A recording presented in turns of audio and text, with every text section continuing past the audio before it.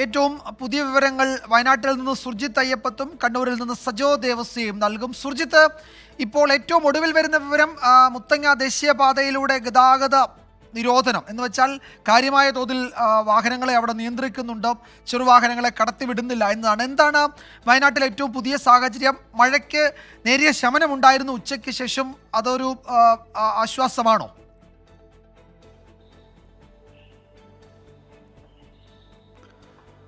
വിജയകുമാർ, ഇന്ന് ഉച്ചയ്ക്ക് ശേഷം ശക്തമായ രീതിയിലുള്ള മഴ പെയ്തില്ല. വയനാടിനെ സംബന്ധിച്ച് മഴ എന്ന് പറയുന്നത് കൃത്യമായി ഇടവേളകളിലാണ് മഴ പെയ്യുന്നത്. ആ മഴ എന്ന് പറയുന്നത് ശക്തമായ മഴയാണ്. ഉച്ചയ്ക്ക് ശേഷം അത് താരതമ്യേന കുറഞ്ഞിട്ടുണ്ട്. പക്ഷേ രാത്രി എന്ത് സംഭവിക്കുമെന്നറിയില്ല.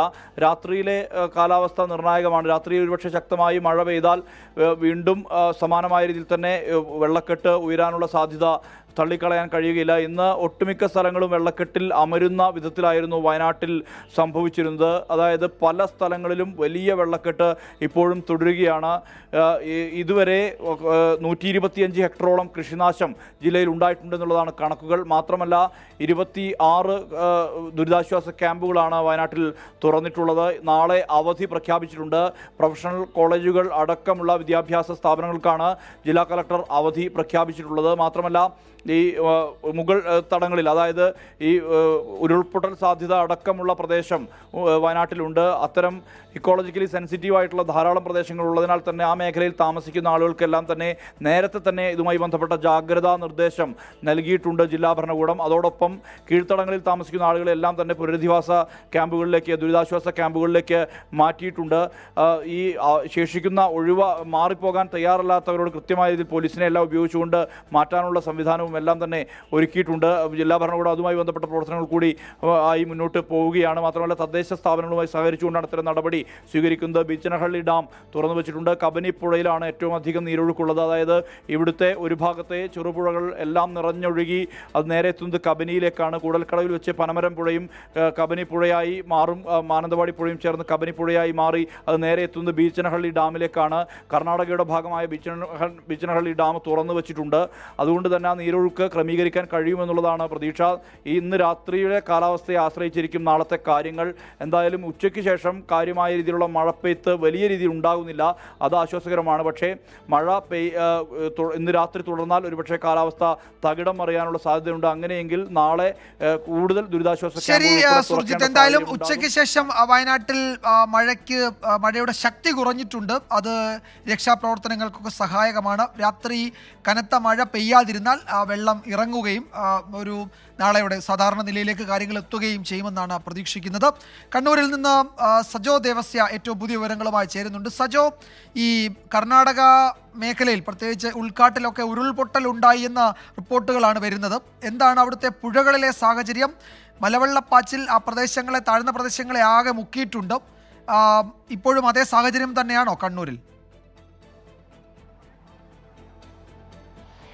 വിജയകുമാർ, കണ്ണൂരിൽ ഇപ്പോഴും ശക്തമായ മഴ ജില്ലയുടെ വിവിധയിടങ്ങളിൽ ലഭ്യമാകുന്നുണ്ട് എന്നതാണ് എടുത്തു പറയേണ്ട കാര്യം. മറ്റൊരു ആശങ്കപ്പെടുത്തുന്ന കാര്യമായുള്ളത് കണ്ണൂരിൻ്റെ അതിർത്തി മേഖലയായ കർണാടക വനത്തിൽ ഉരുൾപൊട്ടിയതായ സംശയമുണ്ട്. മലയോര മേഖലയിലെ വിവിധ തോടുകളും പുഴകളുമൊക്കെ കരകവിഞ്ഞ് ഒഴുകുകയാണ്.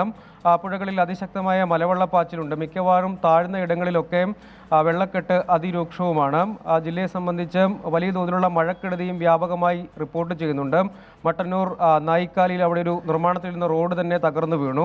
നിരവധി വീടുകൾക്ക് ഭാഗികമായോ പൂർണ്ണമായോ കേടുപാടുകൾ സംഭവിച്ചു. ജില്ലയിൽ 4 ദുരിതാശ്വാസ ക്യാമ്പുകൾ ഇതിനകം തുറന്നിട്ടുണ്ട്.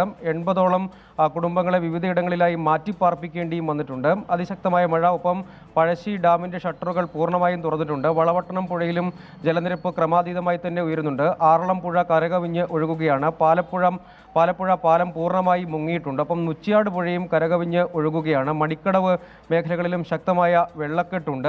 വിവിധയിടങ്ങളിൽ വ്യാപകമായി മണ്ണിടിച്ചിലും ഒപ്പം കൽക്കെട്ടുകളും സംരക്ഷണ ഭിത്തികളും തകരുന്ന നിരവധി സംഭവങ്ങളുണ്ടായി. അഞ്ചരക്കണ്ടിയിൽ വീടിൻ്റെ സംരക്ഷണ ഭിത്തി മതിൽ തകർന്ന് കാറിന് മുകളിലേക്ക് പതിച്ച് അപകടമുണ്ടായി. ഇപ്പോൾ അഞ്ചരക്കണ്ടിയിൽ സ്കൂൾ വിട്ടുപോയ വിദ്യാർത്ഥികൾക്ക് മുന്നിലേക്ക് മതിൽ അവിടുത്തെ അവിടുത്തെ മസ്ജിദിൻ്റെ മതിൽ തകർന്നു വീണു. തലനാരിഴയ്ക്കാണ് ആ കുട്ടികൾ രക്ഷപ്പെട്ടത്. ഒപ്പം വിവിധയിടങ്ങൾ പരിശോധിക്കുകയാണെങ്കിൽ താഴെച്ചൊവ്വ, എളയാവൂർ, താഴെച്ചൊവ്വയിലെ വെറ്റിലപ്പള്ളി ഉൾപ്പെടുന്ന പ്രദേശം, ഒപ്പം കൂത്തുപറമ്പിലെ എടയാർ ഉൾപ്പെടുന്ന മേഖല, ഇങ്ങനെ ഒപ്പം തലശ്ശേരിയുടെയും ചമ്പാട്, ഒപ്പം മട്ടന്നൂരിലെ കീഴല്ലൂർ, വേങ്ങാട് മേഖലകളിലടക്കം നിരവധി വീടുകളിൽ വെള്ളം കയറി. നിരവധി പാതകളിലും വെള്ളക്കെട്ട് അതിരൂക്ഷമാണ്.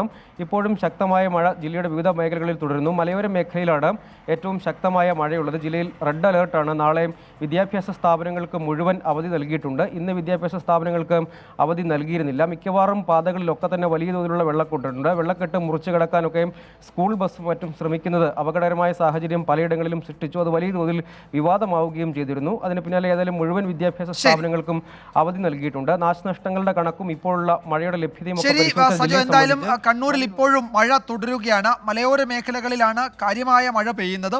പുഴകളിൽ വെള്ളം ഉയരുന്നുണ്ട്. താഴ്ന്ന പ്രദേശങ്ങളൊക്കെ വെള്ളത്തിനടിയിലാണ്. അവിടെ എനിക്ക് തോന്നുന്നു ഏറ്റവും കൂടുതൽ ആളുകളെ മാറ്റിപ്പാർപ്പിച്ചിരിക്കുന്നത് ഇപ്പോൾ കണ്ണൂർ ജില്ലയിലാണ്. നഗരപ്രദേശങ്ങളിലടക്കം താഴ്ന്ന പ്രദേശങ്ങളിൽ വെള്ളം കയറിയിട്ടുണ്ട്. അവിടെ രക്ഷാപ്രവർത്തനമൊക്കെ തുടരുകയാണ്. ദൃശ്യങ്ങൾ നമ്മൾ കണ്ടു. സജോ ദേവസ്യാണ് വിവരങ്ങൾ നൽകിയത് കണ്ണൂരിൽ നിന്ന്.